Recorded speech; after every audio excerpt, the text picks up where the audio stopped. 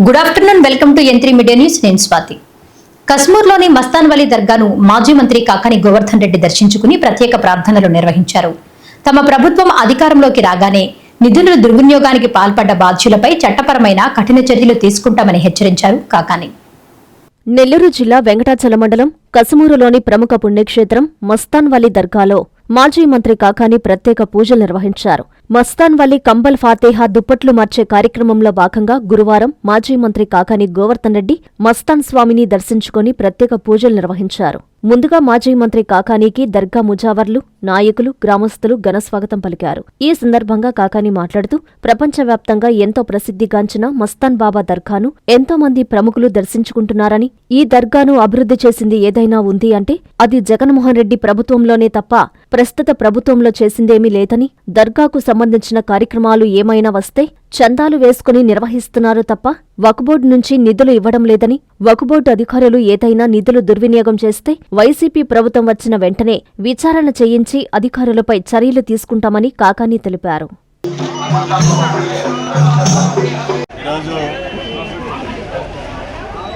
పవిత్రమైనటువంటి కస్మూరు మస్తాన్ బాబా దర్గాలో కంబల్ ఫాతేహా కార్యక్రమంలో ముజావర్లు, స్థానిక ముస్లిం నేతలు, వైఎస్ఆర్ కాంగ్రెస్ పార్టీకి సంబంధించినటువంటి నాయకులు, కార్యకర్తలు, ప్రజలు, భక్తులు అందరితో కలిసి పాల్గొనడం జరిగింది. సంవత్సరానికి ఒకసారి అత్యంత భక్తి శ్రద్ధలతో కంబల్ ఫాతేహా కార్యక్రమాన్ని నిర్వహించడం జరుగుతుంది. ప్రతి సంవత్సరం అందులో భాగస్వామినయ్యేటువంటి అవకాశం కల్పించినటువంటి ముజావర్లకి, స్థానిక ముస్లిం సోదరులకి పేరు పేరున నా హృదయపూర్వకమైనటువంటి ధన్యవాదాలు తెలియజేస్తున్నాను. ఈరోజు ఈ రాష్ట్ర వ్యాప్తంగా కాకుండా, దేశవ్యాప్తంగానే కాకుండా ప్రపంచవ్యాప్తంగా ఎంతోమంది ప్రముఖులు ప్రసిద్ధ పుణ్యక్షేత్రమైనటువంటి ఈ కస్మూర్కి రావడం, మస్తాన్ బాబా దర్గాని దర్శించడం, ఆయనకి సంబంధించి మొక్కులు చెల్లించడం అనేటువంటిది ఆనవాయితీగా వస్తున్నటువంటి పరిస్థితి. గంధ మహోత్సవం వైభవపేతంగా బహుశా ఎక్కడా ఎన్నడూ జరగనటువంటి విధంగా ఇక్కడ అందరూ హిందూ ముస్లింలు ఐక్యభావంతో దీన్ని నిర్వహించినటువంటి పరిస్థితి ఏర్పడింది. ఈరోజు ఎన్నో ప్రభుత్వాలు వచ్చాయి, ఎంతోమంది ముఖ్యమంత్రులు వచ్చారు, ఎంతోమంది స్థానికంగా శాసనసభ్యులుగా ఎన్నికయ్యారు. కానీ మస్తాన్ బాబా దర్గాని గురించి ఒక ప్రత్యేకమైనటువంటి దృష్టి పెట్టినటువంటి వ్యక్తి వైఎస్ఆర్ కాంగ్రెస్ పార్టీ ప్రభుత్వంలో జగన్మోహన్ రెడ్డి గారు అని చెప్పి ఈ సందర్భంగా స్పష్టం చేస్తారు. ముస్లిం మైనారిటీల మనోభావాలని గౌరవించినటువంటి వ్యక్తి, అండగా నిలిచినటువంటి వ్యక్తి, వాళ్ళకి 4% రిజర్వేషన్ కల్పించినటువంటి వ్యక్తి స్వర్గీయ వైఎస్ రాజశేఖర రెడ్డి గారు అయితే ముస్లిం కుటుంబాలకి భక్తుల మనోభావాలు కాపాడాలనేటువంటి ఆలోచనతో హిందూ ముస్లిం అనేటువంటి తేడా లేకుండా ఎంతోమంది ఈరోజు ఈ మస్తాన్ బాబా దర్గాకు సంబంధించి మస్తాన్ భాష అని పెట్టుకునేటువంటి ముస్లిం సోదరులు అంటే మస్తానయ్య అని పెట్టుకునేటువంటి ఇతర కులాలకు సంబంధించి ఇతర మతస్థులు కూడా ఆయన్ని అంత భక్తి శ్రద్ధలతో కొలిచేటువంటి ఈ దర్గాకు సంబంధించి ఎవరు దృష్టి పెట్టినటువంటి పరిస్థితుల్లో అదొక శాసనసభ్యుడిగా, అధికార పార్టీలో మంత్రిగా, జగన్మోహన్ రెడ్డి గారి ముఖ్యమంత్రిగా అనేక రకాలైనటువంటి కార్యక్రమాలకు కట్టడం చేయడం జరిగింది. ఈరోజు పైన ఒక డార్మెటరీ నిర్మించి వాళ్ళకి సంబంధించి పాదాల దగ్గర నిద్ర చేయాలన్నా, స్నానం చేయాలన్నా, కాలకృత్యాలు తెచ్చుకోవాలన్నా ఇబ్బంది పడుతున్నటువంటి నేపథ్యంలో దానికి ఆ రోజు 30 లక్షల రూపాయలు నిధులు మంజూరు చేయించి ఆ నిర్మాణాన్ని ప్రారంభించి పూర్తి చేసి భక్తులకు అంకితం చేయడం జరిగింది. అదేవిధంగా స్థానికంగా ఉన్నటువంటి వాళ్ళు అనేక రకాలైనటువంటి అభివృద్ధి కార్యక్రమాలు, సుదూర ప్రాంతాల నుంచి పొంగేటువంటి ప్రదేశం కాబట్టి అవసరమైనటువంటి మంచినీటి వసతితో పాటు ఇక్కడ ఉన్నటువంటి వాళ్ళకి ఇళ్ల స్థలాలు ఇప్పించడం, ఇల్లు ఇప్పించడం, అనేక రకాలైనటువంటి కార్యక్రమాలు చేసినటువంటి పరిస్థితి వైఎస్ఆర్ కాంగ్రెస్ పార్టీ ప్రభుత్వం. అటువంటి నేపథ్యంలో ఆ రోజు ముస్లిం మైనారిటీలకు సంబంధించి ఒక లంగర్ ఖాన్ ఉండాలని చెప్పి వీళ్ళందరూ కోరడం, వక్ఫ్ బోర్డుతో మాట్లాడి వక్ఫ్ బోర్డు చైర్మన్గా ఉన్నటువంటి ఖాదర్ బాషా గారిని తీసుకొచ్చి వారికి శంకుస్థాపన చేయడం, దానికి సంబంధించినటువంటి నిధులు కేటాయించడం జరిగింది. ఈరోజు పూర్తయింది. విపిఆర్ ఫౌండేషన్ ఆధ్వర్యంలో కొత్తూరులో విపిఆర్ నేత్ర ఉచిత కంటి వైద్య శిబిరం విజయవంతంగా కొనసాగుతోంది. శిబిరానికి మండల అధ్యక్షులు ఏకొల్లు పవన్ రెడ్డి పర్యవేక్షించారు. ప్రముఖ కంటి వైద్య నిపుణులు గ్రామస్తులకు ఉచితంగా కంటి పరీక్షలు నిర్వహించి మందులు పంపిణీ చేశారు. నెల్లూరు జిల్లా ఇందుకూరుపేట మండలం కొత్తూరు గ్రామ పంచాయతీలో విపిఆర్ ఫౌండేషన్ ఆధ్వర్యంలో నిర్వహిస్తున్న విపిఆర్ నేత్ర ఉచిత కంటి వైద్య శిబిరం విజయవంతంగా 3వ రోజుకు చేరుకుంది. టీడీపీ మండల అధ్యక్షులు పవన్ రెడ్డి పర్యవేక్షణలో ఈ కార్యక్రమం అత్యంత ఘనంగా సాగుతోంది. గ్రామీణ ప్రాంత ప్రజల ఆరోగ్య సంరక్షణే ధ్యేయంగా వీపీఆర్ ఫౌండేషన్ చేపడుతున్న ఈ ఉచిత కంటి వైద్య శిబిరానికి స్థానిక గ్రామీణుల నుండి విశేష స్పందన లభిస్తోంది. శిబిరంలో మొదటి రోజున 364 మందికి, రెండవ రోజున 457 మందికి కంటి పరీక్షలు నిర్వహించారు. మూడవ రోజు కూడా 200 మందికి పైగా ప్రజలకు అధునాతన పరికరాలతో ఉచితంగా కంటి పరీక్షలు చేసి అవసరమైన వారికి కంటి అద్దాలను పంపిణీ చేశారు. ఈ సందర్భంగా టీడీపీ మండల అధ్యక్షులు పవన్ రెడ్డి మాట్లాడుతూ ప్రజల ఆరోగ్య అవసరాలను గుర్తించి ఉచితంగా నాణ్యమైన కంటి వైద్య సేవలు అందిస్తున్న వీపీఆర్ ఫౌండేషన్ సేవలను కొనియాడారు. గ్రామీణ ప్రాంత ప్రజలు ఈ అవకాశాన్ని సద్వినియోగం చేసుకోవాలని ఆయన కోరారు. ఈ కార్యక్రమంలో కొత్తూరు గ్రామ పార్టీ అధ్యక్షులు శ్రీనివాసులు, నాయకులు జగన్మోహన్ యాదవ్, గ్రామ ప్రజలు తదితరులు పాల్గొన్నారు. అందరికీ నమస్కారం. మన గౌరవ పార్లమెంటు సభ్యులు శ్రీ వేమిరెడ్డి ప్రభాకర్ రెడ్డి గారు మరియు మన గౌరవ కోవూరు శాసనసభ్యురాలు శ్రీమతి వేమిరెడ్డి ప్రశాంత్ రెడ్డి గారు వీపీఆర్ ట్రస్ట్ ద్వారా వీపీఆర్ నేత్ర అనే ప్రోగ్రామ్ని స్టార్ట్ చేసి అది మన కోవూరు నియోజకవర్గంలో ఇందుకుపాడు గ్రామంలో గత నెల జూలై 20వ తేదీ నుంచి మన మండలంలో జరుగుతూ ఉండేది మీ అందరికీ తెలిసిన విషయమే. దానిలో భాగంగానే ఇవాళ 17వ పంచాయతీగా కొత్తూరులో 3వ రోజు మన పాములవారిపాలెం గ్రామంలో నిర్వహించడం జరుగుతుంది. ఇప్పటివరకు ఇక్కడ కూడా 240 మంది దాకా వచ్చి చూపించుకున్నారు. నిన్న ఈ ముందు 2 రోజులు కూడా మన కొత్తూరు గ్రామ పంచాయతీలో ఒకరోజు 365 మంది, ఒకరోజు 466 మంది రావడం జరిగింది. ఇది ఒక మహత్తర కార్యం. వీపీఆర్ ట్రస్ట్ ద్వారా మన గౌరవ పార్లమెంటు సభ్యులు స్టార్ట్ చేసిన ఒక మహత్తర కార్యక్రమం. ఈ కార్యక్రమానికి విశేషంగా ప్రజలు వారంతటి వారే స్వచ్ఛందంగా వచ్చి మనం ఒకరికి చెప్తే వాళ్ళు 100 మందికి చెప్పినట్టుగా తండోపతండాలుగా వచ్చి వాళ్ళు చూపించుకుంటున్నారు. ఎందుకంటే మనం చూపు అనేది చాలా అవసరం. మనిషి జీవనంలో కళ్ళు యొక్క అవసరం 99.9% ఉంటుంది ప్రజలకి. కాబట్టి ఈ వృద్ధాప్యంలో ఉన్నవారు కానీ లేదా సిటీలకు వెళ్ళి చూపించుకున్న వారికి ఇది ఒక అమృతం లాంటిది. కాబట్టి ఇప్పటి వరకు మన మండలంలో 17 పంచాయతీల్లో దాదాపు 8,500 మంది చూపించుకోవడం జరిగింది. వాళ్ళల్లో ఎవరికైతే దగ్గర చూపు, దూరం చూపు అవసరమో, కళ్ళద్దాలు అవసరమో వాళ్ళకి 6,084 మందికి అద్దాలు కూడా ఇవ్వడం జరిగింది. అయితే మీరు గమనించవచ్చు, ఇప్పుడుండే మన ఫుడ్ విషయం అయితే ఈ అలవాట్లు ప్రతి 100 మందిలో 72 మందికి కంటి అద్దాలు అవసరపడుతున్నాయి. ఇది మీరు ఈ సంఖ్యని దీని ద్వారా మీరు తెలుసుకోవచ్చు. కాబట్టి ఈ మహత్తర కార్యక్రమానికి శ్రీకారం చుట్టిన మన గౌరవ పార్లమెంటు సభ్యులు శ్రీ వేమిరెడ్డి ప్రభాకర్ రెడ్డి గారికి మరియు మన కోవూరు శాసనసభ్యురాలు శ్రీమతి వేమిరెడ్డి ప్రశాంత్ రెడ్డి గారికి మన ఇందుగురుపేట మండలం తరపున ధన్యవాదాలు తెలియజేసుకుంటున్నాను. ఇటువంటి ఎన్నో మహత్తర కార్యక్రమాలు ముందు కూడా వారు చేయాలని చెప్పి, పేదలకు సేవ చేయాలని చెప్పి కోరుకుంటూ సెలవు తీసుకుంటాను. అంగన్వాడీ కేంద్రాలకు నాణ్యమైన పౌష్టికాహారాన్ని మాత్రమే సరఫరా చేస్తున్నామని స్త్రీ శిశు సంక్షేమ శాఖ ప్రాజెక్టు డైరెక్టర్ వెంకటేశ్వరి తెలిపారు. చిత్తూరులోని తన ఛాంబర్లో మీడియాతో మాట్లాడుతూ సామాజిక మాధ్యమాల్లో అంగన్వాడీ అసత్య ప్రచారంలో వాస్తవం లేదని ఆమె స్పష్టం చేశారు. చిత్తూరు జిల్లాలోని అంగన్వాడీ కేంద్రాలకు నాణ్యమైన పౌష్టికాహారాన్ని మాత్రమే సరఫరా చేస్తున్నామని స్త్రీ శిశు సంక్షేమ శాఖ ప్రాజెక్టు డైరెక్టర్ వెంకటేశ్వరి తెలిపారు. గురువారం చిత్తూరులోని తన ఛాంబర్లో మీడియాతో మాట్లాడుతూ సామాజిక మాధ్యమాల్లో అంగన్వాడీ అసత్య ప్రచారంలో వాస్తవం లేదని స్పష్టం చేశారు. పాలు, ఇతర పౌష్టికాహార పదార్థాల నాణ్యతను అధికారులు ఎప్పటికప్పుడు పరిశీలిస్తున్నారని తెలిపారు. కోడిగుడ్లను సైతం ప్రతివారం గుర్తులు వేసి అంగన్వాడీ కేంద్రాలకు సరఫరా చేస్తున్నామని చెప్పారు. ఎక్కడైనా నాణ్యతా లోపాలు గుర్తించినా, నిబంధనలకు విరుద్ధంగా ఆహార పదార్థాలు సరఫరా చేసినా సంబంధిత కాంట్రాక్టర్లపై కఠిన చర్యలు తీసుకుంటామని వెంకటేశ్వరి హెచ్చరించారు. నాణ్యతకు సంబంధించిన ఫిర్యాదులు వచ్చిన వెంటనే వాటిని పరిశీలించి తగిన చర్యలు తీసుకుంటామని తెలిపారు. చిత్తూరు జిల్లాలో మొత్తం 2,137 అంగన్వాడీ కేంద్రాలున్నాయని, ప్రతిరోజు అధికారులు, సూపర్వైజర్లు ఆయా కేంద్రాలను పరిశీలిస్తూ పౌష్టికాహారం నాణ్యతను తనిఖీ చేస్తున్నారని చెప్పారు. అందువల్ల నాణ్యతా లోపాలు, కల్తీకి అవకాశం లేకుండా నిరంతరం పర్యవేక్షణ కొనసాగుతోందన్నారు. ఆన్లైన్ నమోదు ప్రక్రియ ఆధారంగా గర్భిణీలు, బాలింతలకు క్రమం తప్పకుండా పౌష్టికాహారం అందిస్తున్నామని ప్రాజెక్టు డైరెక్టర్ తెలిపారు. చిన్నారులు, గర్భిణీలు, బాలింతల ఆరోగ్యాన్ని దృష్టిలో ఉంచుకుని అంగన్వాడీ కేంద్రాల ద్వారా అందించే పౌష్టికాహారం విషయంలో ఎలాంటి రాజీ ఉండదని స్పష్టం చేశారు. 135 అంగన్వాడీ కేంద్రాలు ఉన్నాయండి. ఇది బైరెడ్డిపల్లి 184, బంగారుపాలెం 173, చిత్తూరు 227, అలాగే జీడి నెల్లూరు 188, ఐరాల 213, కార్వేట్ నగర్ 201, కుప్పం 237, నగరి 202, పలమనేరు 224, పులిచెర్ల 95, శాంతిపురం 190.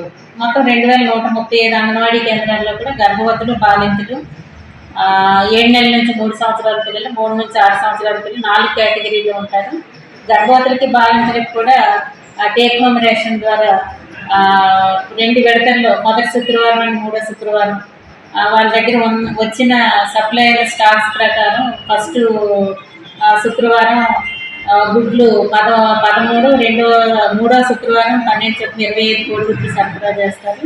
అలాగే రేషన్ నుంచి రిసీవ్ చేసుకున్న రైసు, దాలు, ఆయిల్, రైస్ 3 కేజీలు, కేజీ కందిపప్పు, 1/2 లీటర్ ఆయిల్, ఈ 3 కూడా కిట్ లాగా ఇవ్వడం జరుగుతుంది. అలాగే బాల సంజీవిని కిట్లో 2 కేజీలు రాగి పిండి, 1 కేజీ అటుకులు, 1/2 కిలో చిక్కీ, 1/2 కిలో బెల్లం, 1/2 కిలో డ్రై డేట్స్ కలిపి బాల సంజీవిని కిట్ ఇవ్వడం జరుగుతుంది. ఇది వాళ్ళ యొక్క రక్తహీనతను తగ్గించడానికి ఐరన్ రిచ్ కంటెంట్ ఉన్న ఆ కిట్ను కూడా మేము సరఫరా చేయడం జరుగుతుంది. అలాగే 5 లీటర్ల పాలు నెలకి, అంటే అది 2 విడతల్లో, ఫస్ట్ విడతలో 2.5 లీటర్లు, రెండవ విడతలోనంటే 3వ శుక్రవారం నాడు 2.5 లీటర్లు, మొత్తం 5 లీటర్లు కూడా సరఫరా చేయడం జరుగుతుంది. అలాగే 7 నెలల నుంచి 3 సంవత్సరాల పిల్లలకి బాలామృతం అనేది తెలంగాణ ఫుడ్స్ నుంచి మనకి సప్లై జరుగుతుంది. అది 2.5 కేజీలు ప్యాకెట్. అది ఒక ప్యాకెట్ ఒక చైల్డ్కి ఇవ్వడం జరుగుతుంది. పర్ డే 100 గ్రామ్స్ వాళ్ళు ఉడికించి, లేదా పాలల్లో కానీ వేడి నీటిలో కానీ ఉడికించి, లేదా అంటే తినగలిగే పిల్లలకైతే లడ్డూ రూపంలో కానీ తినిపించమని మనం ఒక ప్యాకెట్ని సరఫరా చేస్తాం. దాంతోపాటుగా 25 కోడిగుడ్లు 2 విడతల్లో, ఫస్ట్ 13, రెండోసారి 12 చొప్పున 2 విడతల్లో కూడా ఫస్ట్ అండ్ 3వ శుక్రవారంలోని వాళ్ళకి సరఫరా చేస్తున్నాం. అలాగే గుడ్లు, పాలు కూడా 2.5 లీటర్స్ ఇస్తాం పిల్లలకి. ఒకసారి 1.5, ఒకసారి 1 చొప్పున 2 విడతల్లో కూడా వాళ్ళకి పాలు ప్యాకెట్లు అనేది ఇవ్వడం జరుగుతుంది. ముత్తుకూరులోని అంగన్వాడీ కేంద్రాలను ఐసీడీఎస్ ప్రాజెక్టు డైరెక్టర్ హేనా సుజన ఆకస్మికంగా తనిఖీ చేశారు. ఆన్లైన్ రికార్డులను ఆమె పరిశీలించారు. సెంటర్ల పనితీరుపై సిబ్బందికి దిశానిర్దేశం చేశారు పీడీ. నెల్లూరు జిల్లా ముత్తుకూరు మండలంలో ఐసీడీఎస్ ప్రాజెక్టు డైరెక్టర్ హేనా సుజన్ ఆకస్మికంగా తనిఖీ చేశారు. Brahmadevam main village 3 ST గోవిందరెడ్డిపాలెం సెంటర్లను PD తనిఖీ చేశారు. అంగన్వాడీ కేంద్రంలో అమలవుతున్న పీపీపీ విధానాన్ని గురించి స్వయంగా గర్భవతులు, బాలింతలతో ముఖాముఖి మాట్లాడి అడిగి తెలుసుకున్నారు. ఇండక్షన్ స్టవ్ల వినియోగంపై ఆయాలకు సూచనలు చేశారు. అనంతరం అంగన్వాడీ కేంద్రాల ఆన్లైన్ రికార్డులను ఆమె పరిశీలించారు. ఈ కార్యక్రమంలో సీడీపీఓ లక్ష్మి, సూపర్వైజర్ రంగమ్మ, అంగన్వాడీ కేంద్రాల సిబ్బంది పాల్గొన్నారు. సరైన రవాణా సౌకర్యం లేకపోవడంతో విద్యార్థులు చదువులకు దూరమవుతున్నారని ఊటుకూరు గ్రామస్తులు ఆవేదన వ్యక్తం చేశారు. సుమారు 40 మందికి పైగా విద్యార్థులు తీవ్ర ఇబ్బందులు ఎదుర్కొంటున్నారన్నారు. వెంటనే ప్రజాప్రతినిధులు, అధికారులు స్పందించి తమ గ్రామాలకు బస్సు సౌకర్యం కల్పించాలని వేడుకుంటున్నారు. బస్సు సౌకర్యం లేక విద్యార్థులు నిత్యం అవస్థలు పడుతున్నారు.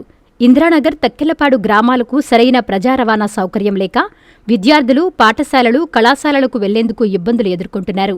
ఇంద్రానగర్ గ్రామం నుండి ఊటుకూరు హైస్కూల్కు దాదాపు 40 మంది విద్యార్థులు ఆ గ్రామం నుండి చదువుకోవడానికి 3 కిలోమీటర్లు సైకిల్పై వస్తూ ఉంటారు. ముఖ్యంగా 10వ తరగతి చదువుతున్న ఆడపిల్లలు తీవ్ర ఇబ్బందులు ఎదుర్కొంటున్నారని విద్యార్థులు, తల్లిదండ్రులు వాపోతున్నారు. సరైన సౌకర్యం లేక విద్యార్థులు స్కూల్కి వెళ్లలేక డ్రాపౌట్ అవుతున్నారని విద్యార్థుల తల్లిదండ్రులు ఆవేదన వ్యక్తం చేస్తున్నారు. విద్యార్థులు పడుతున్న కష్టాల గురించి వారి తల్లిదండ్రులు మాటల్లో విందాం. ఇంద్రానగర్ గ్రామం నుండి అటవీ ప్రాంతంలో రావాలంటే వర్షాకాలంలో తీవ్ర ఇబ్బందులు ఎదుర్కొంటున్నామని, మాకు స్టూడెంట్ స్పెషల్ బస్సు సౌకర్యం కల్పిస్తే 10వ తరగతి అయినా పూర్తి చేస్తామని, లేకపోతే మధ్యలోనే ఆగిపోవాల్సిన పరిస్థితి ఏర్పడుతుందని విద్యార్థులు ఆవేదన వ్యక్తం చేశారు. ఇంద్రనగర్ నుంచి ఊటుకూరు జెడ్పీహెచ్ఎస్ ఊటుకూరు హై స్కూల్కి రోజు స్కూల్కి వస్తాను. కానీ మేము 40 మంది ఆడపిల్లలం వస్తున్నాము ఈ స్కూల్కి. కాకపోతే అడవి మధ్యలో నుంచి రావడానికి మాకు చాలా కష్టంగా ఉంది. అందువలన ఆంధ్రప్రదేశ్ ప్రభుత్వం వారు మాకు స్టూడెంట్ బస్సు వేయాలని మేము కోరుకుంటున్నాము. మేము ఇక్కడ పిల్లల్ని ఊటుకూరుకి గ్రామానికి పంపిస్తున్నాం హై స్కూల్కి. మా పిల్లలతో పాటు 35 మంది పిల్లలు పోతున్నారు. ఎక్కువ బాయ్స్ కన్నా లేడీస్ పిల్లలు ఎక్కువ ఉన్నారు. వాళ్ళకి మేము పోయేదానికి సైకిల్ ఏర్పాటు చేశాము. ఈ మధ్య రోడ్లలో ఏ చెట్లు, తోపులు, వంకలు, వాగులు, అడవి ప్రాంతంగా ఉంది. 3 కిలోమీటర్ల దూరంలో ఉంది సార్. మాకు ఊటుకూరు దగ్గర లేదు. ఇట బైపాస్కి వెళ్ళాలన్నా కానీ 3 కిలోమీటర్లు బైపాస్కి వెళ్ళాలి. అందుకని మేము హై స్కూల్కి ప్రైవేట్గా చదివిలేకపోతున్నాం. గవర్నమెంట్లోనే ఎక్కడికైనా మేము ఎస్టీలం సార్. మేము అంత స్తోమత లేదు మాకు. ఎక్కడికైనా గవర్నమెంట్లోనే చదివించుకోవాలనుకుంటున్నాం. హై స్కూల్లో 10వ తరగతి దాకా ఉంది సార్ మాకు ఊటుకూరు దగ్గర. ఇక్కడ మధ్యలో మళ్ళీ కళ్ళు దుకాణాలు, అక్కడల్లా పోయేవాళ్ళు తక్కిలపట్టు నుంచి అక్కడ ఇక్కడ అబ్బాయిలు తిరుగుతూ ఉంటున్నారు. ఆడపిల్లలకైతే చాలా ఇబ్బందిగా ఉంటుంది సార్ మాకు పంపించుకోవడానికి. మా స్కూల్లో ఎలిమెంటరీ స్కూల్లో పిల్లలు 35 మంది పిల్లలు ఊటుకూరు స్కూల్కి పోయేదానికి 3.5 కిలోమీటర్ల దూరం పోవాలి. అందరూ చాలా ఇబ్బంది పడుతున్నారు. అందువల్ల మాకు గవర్నమెంట్ నుంచి ఒక స్కూల్ బస్సు ఏర్పాటు చేయాలని కోరుతున్నాను. అందులో ఎస్టీ పిల్లలు కాబట్టి చదివేది అంతంత మాత్రం. కాకపోతే స్కూల్ దూరం ఉన్నందువల్ల స్కూల్ పోవడానికి ఇబ్బందిగా ఫీల్ అయ్యి కొంతమంది స్కూల్కి కూడా పోకుండా ఇంట్లోనే ఉంటున్నారు. కూటమి ప్రభుత్వంపై బనగానపల్లె మాజీ ఎమ్మెల్యే కాటసాని రామిరెడ్డి తీవ్రస్థాయిలో విరుచుకుపడ్డారు. వైసీపీ కార్యాలయంలో ఆయన మీడియాతో మాట్లాడుతూ రైతుల పట్ల సవతి తల్లి ప్రేమ చూపిస్తుందని విమర్శించారు.